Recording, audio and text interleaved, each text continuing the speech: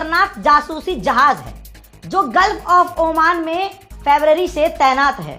ये चाइना का जासूसी जहाज इतना एडवांस है कि रियल टाइम में सैटेलाइट से कनेक्ट होकर जो भी आसपास के इलाके हैं उसमें जो मिलिट्री मूवमेंट है, हथियारों की मूवमेंट, यहाँ तक कि अंतरिक्ष में भी कोई हथियार मूव कर रहा होता है उसको रियल टाइम में पकड़ लेता है, उसकी जानकारी ले लेता है और अपने सहयोगी को बता देता है। सारे हथियारों की जानकारी, आसपास के इलाकों में और मुल्कों में सेना की तैनाती, सेना की मूवमेंट, मिलिट्री मूवमेंट, हथियार, ये तमाम चीज़ें। अब आप समझ लीजिए मामला क्या है। ये देखिए, ये है वो जहाज़ जिसकी वीडियो आप देख रहे हैं, गल्फ ऑफ ओमान जो ईरान के करीब है। अब कहा यह जा रहा है कि जिस तरह से ईरान अरब में अमेरिका के बेसिस पर सटीक हमले कर रहा है, बिल्कुल एकदम पक्के निशाने लगा रहा है। यहाँ तक कि अभी 2 दिन पहले ईरान ने मिडिल ईस्ट में सबसे तगड़ा एयर डिफेंस सिस्टम का रडार उड़ाया अमेरिका का। तो अब दुनिया को शक हो रहा है कि ईरान इतना सटीक हमला कैसे कर सकता है। तो ये बात अब चल रही है बाजार में कि हो ना हो चाइना भी ईरान की मदद कर रहा है और अभी भी ये चीन का जहाज वहीं तैनात है। उधर चीन के विदेश मंत्रालय के द्वारा ऑफिशियली स्टेटमेंट दिया गया है कि ईरान की रिजीम चेंज के लिए ईरान के अंदर कोई प्रदर्शन नहीं हो रहा है। तो हम वार्न करते हैं कि इस तरह की बातें ईरान के खिलाफ न की जाए। अब ये कहना गलत होगा कि चीन की इस जंग में इन्वॉल्वमेंट नहीं है, क्योंकि चाइना के जो सैटेलाइट हैं वो नेटो के जो युद्धपोत हैं और एयरक्राफ्ट कैरियर्स हैं लगातार उन पर नजर रख रहे हैं, उनकी मूवमेंट की तस्वीरें जारी कर रहे हैं जो आपकी स्क्रीन पर है। जो अरेबियन सी में, मेडिटेरियन सी में, ईरान के और आसपास के इलाकों में जहां भी नेटो के युद्धपोत चुपके चुपके पहुंच रहे हैं, चाइना की सैटेलाइट उनकी तस्वीरें जारी कर रही है। इजराइल पर ईरान ने दर्जनों मिसाइल दागी, सारी रोक ली गई। ठीक, अब एक मिसाइल इजराइल में गिरी, एक मिसाइल, और उस एक मिसाइल ने जो तबाही मचाई, देखिए Israel.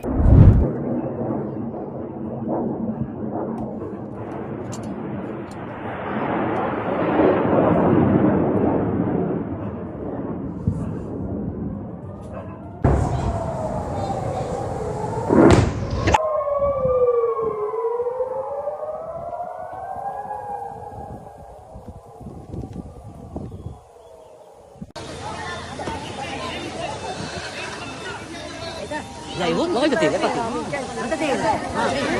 השכנים שלנו.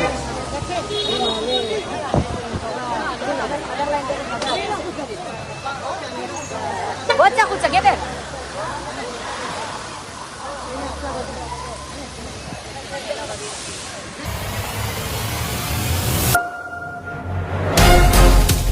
ז'בוטינסקי בתל אביב. תראו מה קורה פה, וואי וואי וואי וואי. מה זה, הרים את הכל. שזה עתיד. הרים את האוטו, תראה מה זה, זה עדף. מה זה? איפה עתיד אבל? זה רק אולי שברי עירות.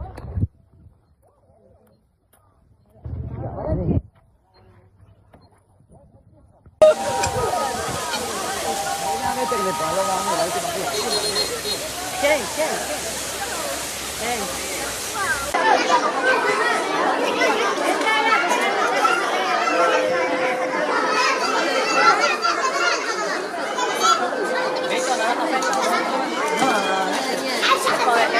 הם טוענים שכן אפשר לראות פה את הרסיס, אני לא רואה מאומה.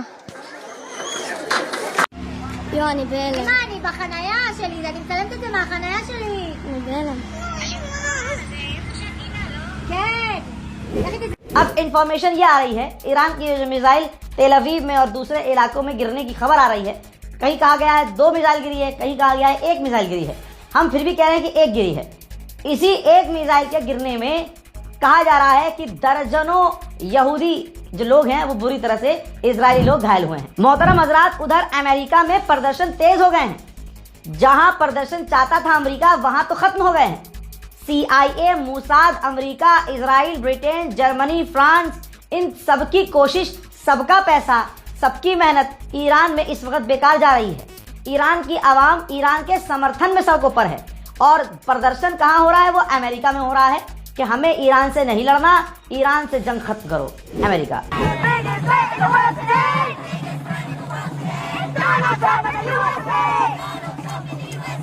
Biggest fight in the world today!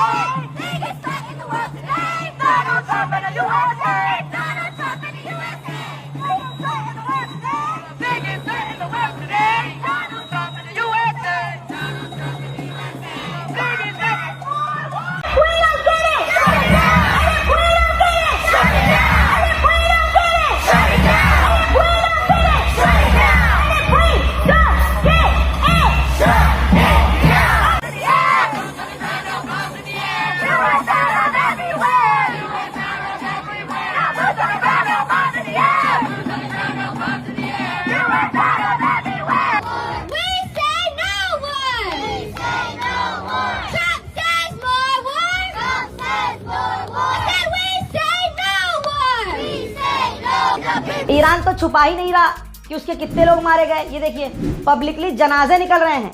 Iran में जो लोग मारे जा रहे हैं ना, पब्लिक उनके जनाजों में भर कर जा रही है। ऐसा नहीं है कि डर के मारे, मिसाइल के डर के मारे, हमलों के डर के मारे कि भैया इजराइल हमला कर सकता है भीड़ पर। इजराइल जनाजों को निशाना हमेशा से बनाता आया है। कहीं ऐसा ना हो कि इस आखिरी रसूमात को निशाना बनाकर सैकड़ों ईरानियों को, कमांडरों को, फौजियों को फिर मार दे। ईरान के लोग डर नहीं रहे हैं इजराइल और अमेरिका की मिसाइलों से। जो उनके लोग मारे गए हैं उनके जनाजे में लाखों की भीड़ पहुंच रही है। देखिए यूएई ने कहा है कि हम जंग में आना नहीं चाहते, ना हम जंग में घिसना चाहते हैं, लेकिन ईरान हम पर 1200 बार हमला कर चुका है। यूएई ये क्लियर नहीं कर रहा है कि हम पर नहीं है। ये कॉन्सेप्ट इनको कौन समझाए? आप पर हमला नहीं कर रहा है ईरान। आपने जो अपनी जमीन इजराइल और अमेरिका को दे रखी है और अमेरिका के बेस वहां मौजूद हैं, उन पर हिट कर रहा है ईरान। और ईरान इस बात को 15 मरतबा बोल चुका है। उधर मेरे दोस्तों, जहां ईरान के समर्थकों को लगा कि ईरान की कमर टूट गई, IRGC ने ऐलान किया कि आज से हमले हम बढ़ाएंगे दुश्मन पर। और हमने अमेरिका के रडार सिस्टम को तबाह किया, हमने थर्ड एयर डिफेंस सिस्टम को तबाह किया और हमने उनके ठिकानों को निशाना बनाया कामयाबी से। आपको पूर्व राष्ट्रपति बाइडेन याद होंगे। बाइडेन के समय उस वक्त जो अमेरिका के विदेश मंत्री थे, उन्होंने एक इंटरव्यू में खुलासा किया कि जब बाइडेन राष्ट्रपति थे ना, तब भी नेतन्याहू ने, इजराइल ने बाइडेन पर पूरा प्रेशर बनाया था कि आप ईरान पर अटैक करो, अगर आप अटैक नहीं करोगे तो हम खुद कर देंगे। ये इंटरव्यू आ चुका है सामने और इसी वजह से अमेरिका में डोनाल्ड ट्रंप के खिलाफ अब सड़कों पर बड़े प्रदर्शन हो रहे हैं। अमेरिकी रिपोर्ट है, ह्यूमन राइट एजेंसी ने पूरी रिपोर्ट छापी है। फुल स्क्रीन पर आपके ये रिपोर्ट रखना चाहूंगा और शेयर कर दीजिएगा। ईरान में जो बच्चियों के हॉस्टल पर हमला किया गया, जिसमें 7 साल से लेकर 15-18 साल की बच्चियां मारी गईं, दोस्तों अमेरिका ने वो हमला जानबूझकर किया था। 2 हमले किए थे। पहला हमला करने के बाद 40 मिनट बाद सेम जगह इजराइल ने दोबारा हमला किया था, जिसमें 170 बच्चियां मारी गई हैं और कम से कम कहा जा रहा है कि 200 से 250 लोग और बच्चियां घायल हैं। डोनाल्ड ट्रंप ने इस हमले का इल्जाम ही ईरान पर डाल दिया, लेकिन दुनिया ने डोनाल्ड ट्रंप की बात पर 1% भी भरोसा नहीं किया। ह्यूमन राइट एजेंसियों ने साफ खोल दिया है, कोई बात नहीं छुपाई है कि यह हमला अमेरिका ने किया था और जानबूझकर किया था। वहीं जो 12 घंटे पहले ईरान की ऑयल रिफाइनरी पर हमला हुआ, दिन के उजाले के मंजर जो सामने आ रहे हैं वो बहुत डराने वाले हैं। भाई सोचिए, 12-18 घंटे पहले ईरान में इन जगहों पर हमला हुआ और अभी तक काला धुआं निकल रहा है। अजी हमला ऐसा था कि जब बारिश अगले दिन हुई है बेमौसम, तो ये समझिए कि आसमान से पानी के साथ तेल गिर रहा था, वो मैं दिखा चुका हूँ। और पूरा दिन उन इलाकों में दिन की रोशनी में काले बादल छाए रहे। और उसके बाद के मंजर अब आप ये देखिए, क्या ही हमला इजराइल और अमेरिका ने अपनी पूरी ताकत लगाकर ईरान पर किया। ईरान के विदेश मंत्री ने इस पर बहुत बड़ी बात कही है। उन्होंने कहा कि जो तेल की फैक्ट्री और ऑयल रिफाइनरी पर अमेरिका और इजराइल ने हमला किया है, ये केमिकल वॉर छेड़ रहे हैं। ये केमिकल वॉर है, इंटरनेशनल लॉ का उल्लंघन है। और ये धुआं फैल रहा है, ये सिर्फ ईरान के बॉर्डर तक नहीं रहेगा। ये जो केमिकल और जहर फैलेगा, ये दुनिया में फैलेगा। और ये वॉर क्राइम है जो अमेरिका और इजराइल कर रहे हैं। मिडिल ईस्ट में इटली अब तक अपने 20,000 लोगों को वहां से जैसे तैसे निकाल चुका है। अब आप ये देखिए कि मिडिल ईस्ट विदेशियों से खाली होना शुरू हो चुका है। हज़ार ईरान में जो ऑयल फैसिलिटी है, उसको जब बम से उड़ाया, पूरी ताकत से इजराइल ने उड़ाया और अमेरिका ने हमले किए, तो ईरान के अंदर तेहरान में एक गैस पाइपलाइन फट गई थी। उसका खौफनाक मंजर देख लीजिए।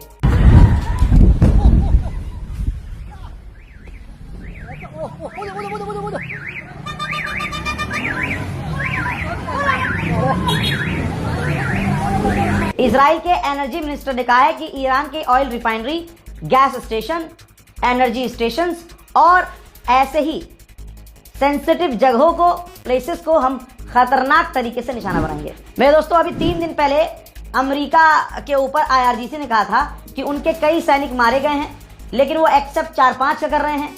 और जो दूसरे सैनिक मारे गए हैं, उनके लिए अमेरिका झूठ बोल देगा कि ये एक्सीडेंट से मरे हैं, कुछ और हो गया था, उसकी वजह से मरे हैं।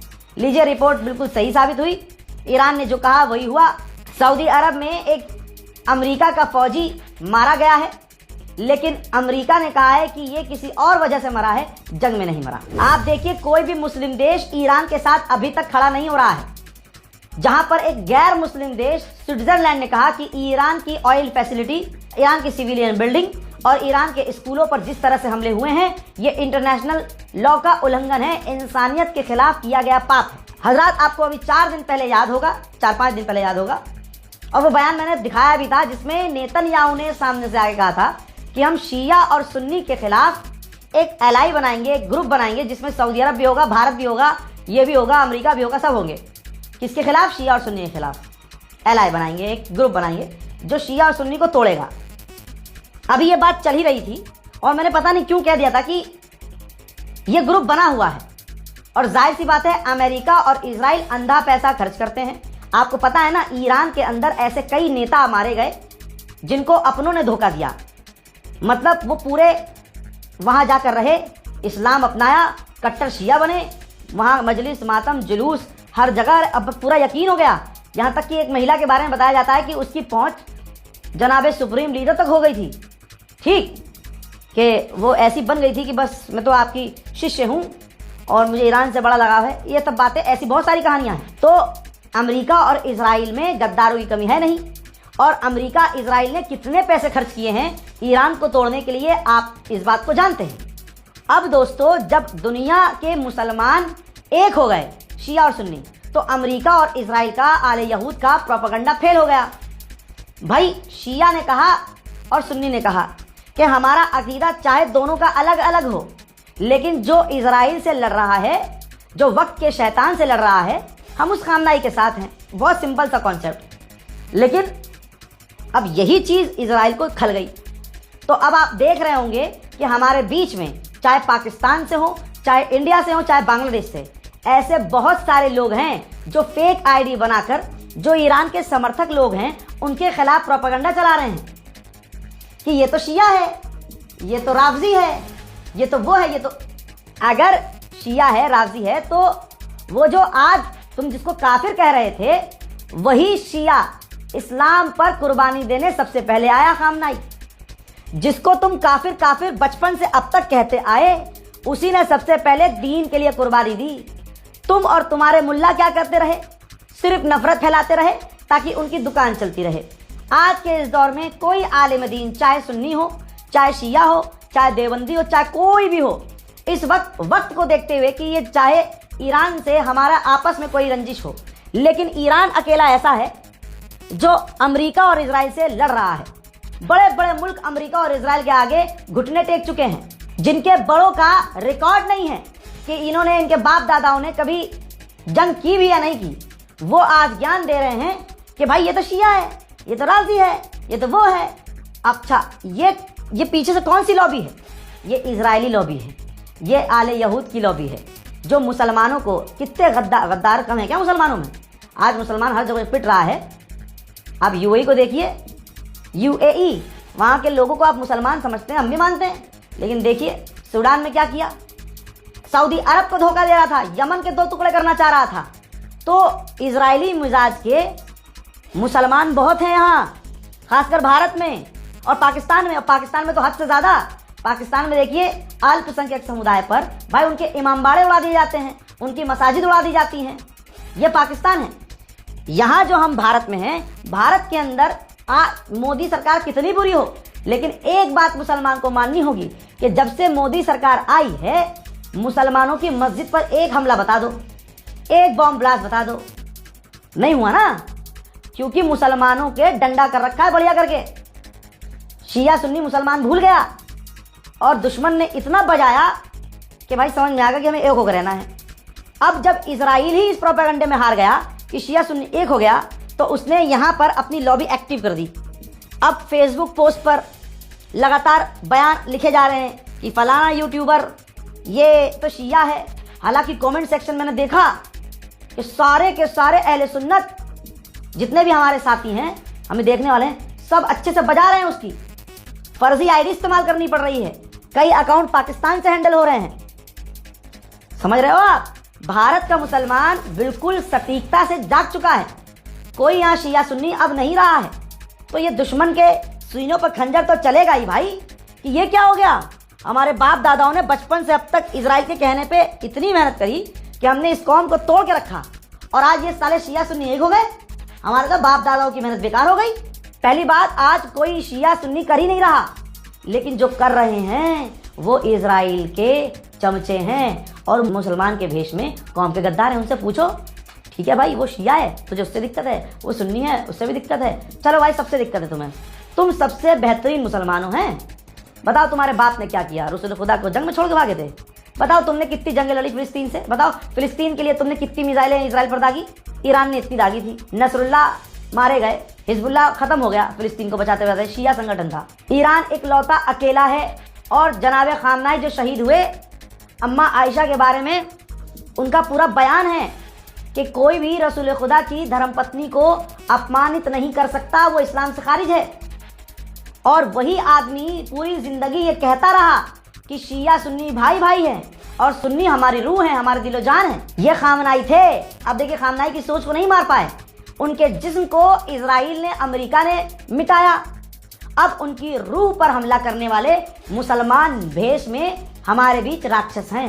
तो मुसलमानों की ये जिम्मेदारी है कि इस जंग को ईमानदारी से लड़ें और आपके बीच जो फूट डलवाने वाले लोग हैं उनको ट्रैक करें, उनको लाल कर दें भाई, तुरंत पकड़ के कि ये बोल क्या रहा है भाई, तू अपना रिकॉर्ड बता, तेरा क्या रिकॉर्ड है, तूने क्या किया दीन के लिए, कौम के लिए। ईरान पे अभी भी बड़े बड़े हमले हो रहे हैं, ईरान घुटने पर नहीं आ रहा है। ईरान पर ताजा तरीन बमबारी का मंजर महसूस कीजिए।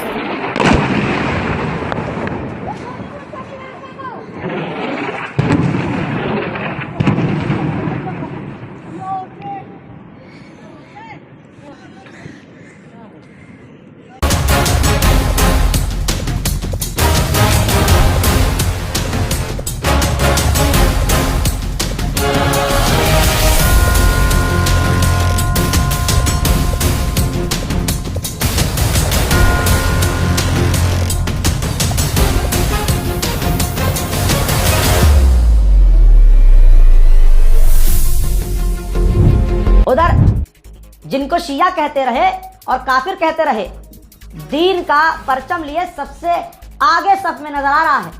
जिस हिजबुल्लाह को मिटा दिया गया इजराइल के द्वारा, उस हिजबुल्लाह के हमले में इजराइल में 2 इजराइल के फौजी मारे गए, दोनों इजराइल के फौजी, और कई घायल हैं। यहां तक कि हिजबुल्लाह ने कहा, अल जजीरा का अपडेट है कि हमने, यानी हिजबुल्लाह ने कहा कि हमने हाइफा के मिलिट्री बेस को निशाना बनाया और अभी इजराइल के ऊपर हम और हमले करेंगे। अब इजराइल पूरी तरह से बौखला गया है, उसे तो बहाना चाहिए था। अभी तक हिजबुल्लाह शांत था, अब जब उसने इजराइल के 2 सैनिकों को ही मार डाला तो अब इजराइल कैसे चुप रहेगा। जवाबी कार्रवाई में लेबनान को हिला कर रख दिया इजराइल ने।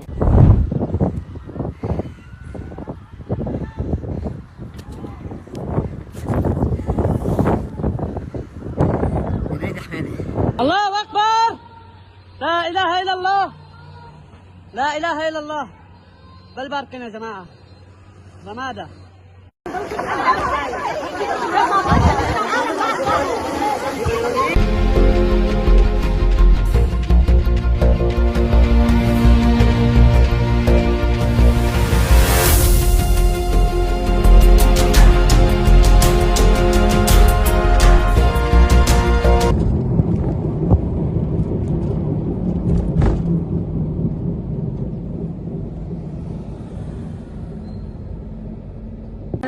بأثر رمادة सिर्फ यही नहीं, लेबनान के बॉर्डर पर और बॉर्डर के अंदर तक इजराइल ने अब टैंक भी तैनात कर दिए हैं। अब सोचिए, किसी देश का राष्ट्रपति या प्रधानमंत्री अमेरिका का गुलाम हो तो क्या होता है। आपकी स्क्रीन पर लेबनान फौज का बहुत बड़ा कमांडर है, ये बहुत बड़ा कमांडर। भाई इजराइल के हमलों में ये कमांडर ही मारा गया है लेबनान का, लेकिन मजाल है लेबनान की सरकार इजराइल की आलोचना कर सके। ये होता है गुलामी का रवैया। मेरे दोस्तों, लेबनान में अब तक 394 लोग मारे गए और कम से कम 80 इनमें सिर्फ बच्चे ही बच्चे हैं।